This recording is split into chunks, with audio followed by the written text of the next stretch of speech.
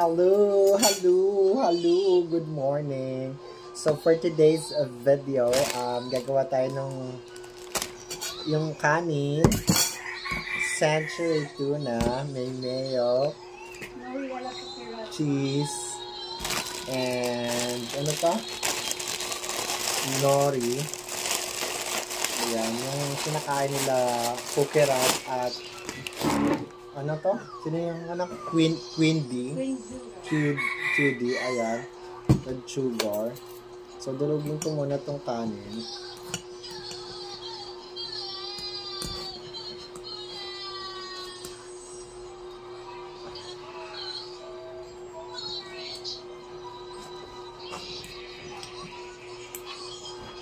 Ayan.